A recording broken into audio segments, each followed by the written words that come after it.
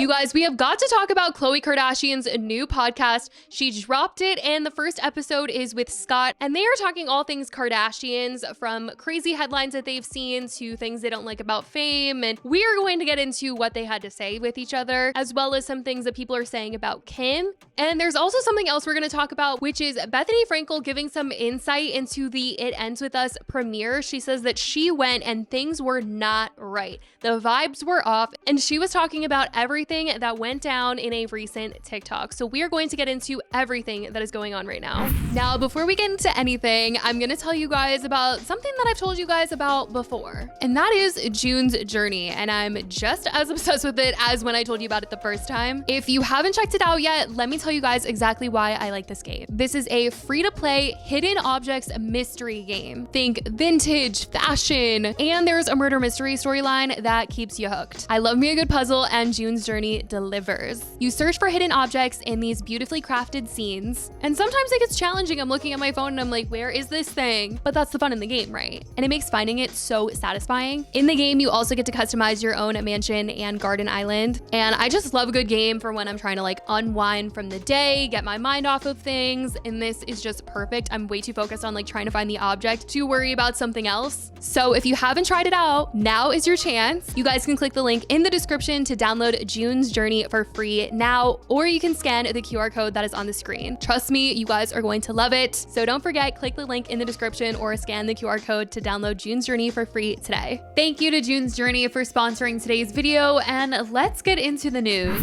Now, as for what's going on with Bethenny Frankel, well, this ties into the whole It Ends With Us premiere drama. Recently, we've talked about what went down the night at the premiere and how Justin says he was isolated from the rest of the cast and even asked not to come at one point to the premiere, allegedly. But he went, and there was all of this separation happening from him and Blake. And now that this information has been talked about a little bit more, Bethenny Frankel has now come online to say that she was actually invited to the movie premiere and did have an off feeling about things that night and didn't want to admit it until right now that it ended up causing her to leave the premiere early. I have the craziest It Ends With Us premiere story that I totally forgot about, and I'm putting the pieces together now. And I'm gonna share something with you I haven't told anyone because I thought it would get me canceled. Okay, so I go to the It Ends With Us premiere with Danielle, who I work with. I wear a cute pink dress, I'm excited, I show up, I walk the carpet. Then something that I've never seen in over 20 years ago in movie premieres happens, and they say there's an hour between the carpet and the premiere. Now, maybe that happens. I've never seen that happen. Okay, so there's an hour, and it's like too short to go to dinner, too long to stand there in stilettos. And so I see one of Blake's team members, and they're a little distant and a little like icy to me. Just there's something that I'm like, oh wow, okay. And I've, in other circumstances, this person is not this way, and it was slightly off-putting to Danielle and I. We both like noted it. And then it was one of these theaters that has all these like escalators in it. Okay, so we're like, what do we do? So we go to get margaritas, and that night like I had a malfunction, my strap came off, and we went to drink margaritas. I think it was raining, and we were like walking outside in the rain, and it was just like a mess. But we were having fun because we got buzzed on these like mason jar margaritas, and they were great. And we come back to see the movie. I'm excited to see the movie, and because I love Blake Lively, I'm so excited. So we walk upstairs and we see Anna Wintour. She passes us, and I'm like, oh my God, wow, we'll do that another time, but like, let's park that. So then we keep walking, and this guy says to me, oh, hey, Bethenny, you know Justin, he was on your podcast. And he's in this one like line, and we say hello to each other. I didn't remember who he was. I don't know why, but we say hello to each other. He was very nice. I think he was wearing purple. And he's in this one theater. And then we think this, we saw him, so we're just going into the theater. Not usually, always, unless it's a weird different screenings. The premiere is in one giant theater, and there might be like an overflow theater, okay? But here, like he's in one theater, something's going on somewhere else. I saw Anna walk this way. So they take us and they put us all the way to the left in this theater where like nobody was in this theater. And it was just strange. It felt like everybody was separated.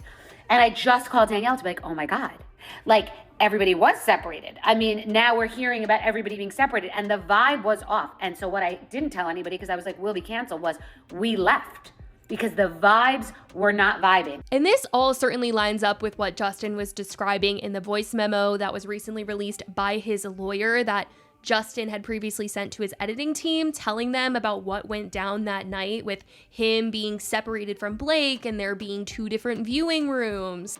On what, could have been one of the most beautiful nights of my life career-wise, I literally was sent to the basement with all my friends and family for over an hour because I wasn't allowed to be seen. She didn't want me anywhere near her or the rest of the cast. So they ushered me off the carpet and they sent us down to the basement. We were down there together, my friends and family, the people that love me the most, and we start laughing because of the ridiculousness of this whole thing. And I realized, like, on a night that was supposed to be so materialistically joyful, I was in the basement with the people that I love the most, and we were all joyful and laughing because none of that shit matters. None of it. That's not why we're in the business. That's not why the three of us are in this business, is to attend a premiere like that and be celebrated. We're in this business because we're artists and we believe in what we do, and because we want to create art that touches people's hearts and souls and can move people. And that's what we did. That's what you both did. And I believe that will follow each of us, and that truth will prevail, and that light and love will win. The whole situation is just such a mess, but that's what Bethenny had to add to the situation. As for what's going on in the Kardashian world, well, there's a lot. From people upset at Kim to KHLOE launching her new podcast, that is people talking, there's been a lot said. In terms of Kim, people aren't too happy with the way that she's continued to promote Skims despite the ongoing fires in Los Angeles. Though they could just be automated posts from her social team, one user took to Instagram to call Kim out for the tasteless behavior. Y'all, LA is burning down, and Kimberly Noel is literally posting telling us to go buy Skims. This is her Instagram stories right now. Just put them up. Not one resource on her Instagram account, not one thoughts and prayers on her Instagram account, but she is posting you a countdown to her winter sale, which starts in 19 hours. These people like Trump, like Kim Kardashian, who have these huge reaches, who have such a base in Los Angeles, it is wild to me that they're not like, hey, let me use my platform to put out as much resources as possible. No, instead, she's like, buy Skims. And it's not like, oh, Meredith, she posted that like last night or yesterday afternoon. No, she literally posted that 2 hours ago. And I know you're going to be like, oh, well, she has it set up to post. Guess what? She has a whole effing social media team. They should be intervening right now and being like, you know what? We're going to go ahead and take down those Instagram stories. We're not going to post those. We're going to delay on posting. We're going to put up resources. It is wild to me. We are living in the end of days right now. That is what's happening, because these billionaires, they just know they're so unaffected that they don't care. The caption said, absolutely unhinged that at Kim Kardashian, whose businesses and livelihood have and continue to be LA based, is legit posting Skim stories while thousands of people and animals have lost everything. If you have a platform like hers, you should be posting resources. At LA Fire Department, at Watch Duty app, she is a freak. She did end up taking them down from her own personal stories and were just left up on the Skims account, so clearly her team knew that it wasn't the look. Now, as for KHLOE and her new podcast, she kicked it off with Scott. In the episode, they addressed some things that have been said about them in particular, because over the years, even though he has children with her sister Courtney, people think that KHLOE and Scott are either a match that need to happen or that it's already happened and we just don't know it because they get along super well and everyone just thinks that there's more to it than them just being close. So they wanted to come out and say that no, they haven't hooked up and that it would be wild if that happened. And they talked about how even if people are claiming that they would want it to happen, that they want to see KHLOE get with Scott and that they're a perfect match, that if it actually were to happen, it would turn into a whole negative story, a KHLOE versus Courtney sister drama in the media. My number one question was, well, I think there's two questions. Have you and I ever hooked up? Yeah. No, we haven't. And I didn't know if this was related to you and I or just in general. Why aren't we married? For years, people have always ran with this narrative about either you hooking up with Kendall. I've always seen a lot. It's either been to Kendall or me. And I'm like, I don't even know if you and Kendall hang out that much because she's always just so busy. I don't think it has any truth, so they just run with anything. You know what I mean? It's just like, oh, look at their relationship. They're close. Boom. Let's just say something ridiculous. It's so nasty. But yeah, and then people with us, because we get along well, people are like, they're soulmates. Like, bro, I have children with her sister. Yeah, it's wild. Not soulmates. I obviously say a lot of gross things that are probably too much. But you know, That's just who I am. Yeah. The fact that people think that is psychotic. But I It is guess if I psychotic, was but- watching a show and I wanted to be entertainment, you know, I guess I would jump to those too. Like, oh my God. well, the crazy thing is if we actually were together, we would be annihilated for it. So it's like people, do you know what I mean? Like no one's it ever would be happy. pretty crazy. Well, yeah, it's disgusting, but I'm But saying- it would be totally fine in like 2 weeks these days. Together, they also talk about fame and their feelings about being in the public eye and how money really is the only pro. something that you and I talk about a lot privately is the fame aspect. And I think it's easy for us to say, but like people, this is an awkward, because you always want what you don't have. So people, when you complain about fame, people are like, oh, must be Yeah, yeah, to yeah. say yada yada. But what are, for you, what are the pros and cons to fame? Like, how do you deal with it? What do you Like the think only the real hardest part pro is is? money, Right. and then everything else is a con. Like there's perks and then there's the negatives, but you can also, like you and I feel like have learned to navigate living our lives in a way where we don't really feel that famous because we know where We to don't go, leave we the know house. where to not to leave at certain times. I know, You know but what I isn't mean? that sad how calculated? And later, the two get into the future of the Kardashian kids, the fact that they're growing up in the public eye, and their thoughts on all of that. I am so terrified just for Oh my God. Storm, Shy, True, and Dream to be teenagers at the same time. I am terrified. And then you have the older North, I know. Mace, this one, that one. So if they're going out, they're going to be like, oh, there's my cousin. Oh, this whole club's my cousin. Let's go. It's going to be insane. It'll not Imagine the be- guy on the microphone having to name drop every person there. No, it's going to be I a see problem. you dream. No, this one, that one, North.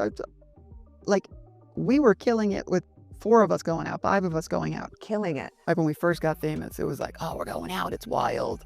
Think about them in Vegas. Remember our Oh Vegas my nights? God. When they all get to the age where they can go out and go to the clubs, it's truly gonna be so wild to see. Like, I can't even fathom that right now. I mean, they're all around the same age, and it's just gonna be like a paparazzi storm or something, I feel like. Now, Scott also addressed something people have criticized him for before online in this podcast, which is dating younger women. Most notably, his relationship with Sophia Richie. That was the one that really made waves because she was 19 years old when they began dating, while Scott was 34. And after that relationship ended, he then went on to date another young girl, okay, Amelia Hamlin. She was 19 at the time, and Scott was pushing 38. Like, the math is just not mathing for a lot of people. They're like, what is he talking about with them? And it's just become like a pattern of every time Scott is photographed with a woman, she just so happens to be very young, and it just doesn't sit right with people. But Scott, when on the podcast, was addressing the fact that he knows that he dates younger. I've only been in a few relationships, but like my last one, I trusted the girl I was with very much and told her everything that I felt in the world, and it was totally like a good, fine thing, you know? Good. So it hasn't hardened you. No. Like my last relationship was good. It was just kind of like we were in different places at different times in our lives, and we know that I've tend to date a little younger than I should. And Are you going to stick with that? Are you going to No. try to go a little no, older? I can't go. Well, So what's your age maybe range? maybe I'll get back with her when she gets older. That'll be easy. But she'll still be the same. Yeah, but she'll be matured then and older and been through life a little bit and gotten Got over So and you, had some heartbreaks Got it. and so learn the rules of so the that's a road. little cheat code. Yeah, like let Okay. them go. Let them And if they age. come back, it's meant to be. So I don't know if he's really gonna switch his ways here, even though he seems aware of the issue. It doesn't really seem like he's gonna make a change here. And Chloe seemed to, be telling him that what he was saying wasn't really good. But that's what Scott was saying in regards to his dating life. But anyway, that is some of what was said on Chloe's podcast. Just kind of dissecting the Kardashians, their thoughts on being famous, what will happen in the future with their kids, some of the things that have been said about them. I certainly want to know what you guys think about all of this, from what people were saying about Kim and the posts from Skims to the podcast, and also Bethenny Frankel coming out and talking about the It Ends With Us premiere. Let me know your thoughts, you guys. I love you so much, and I will talk to you guys in the next video. And before I end the video, I want to say once again, thank you to June's Journey for sponsoring today's video. Once again, you can download it by clicking the link in the description or by scanning the QR code on the screen right now.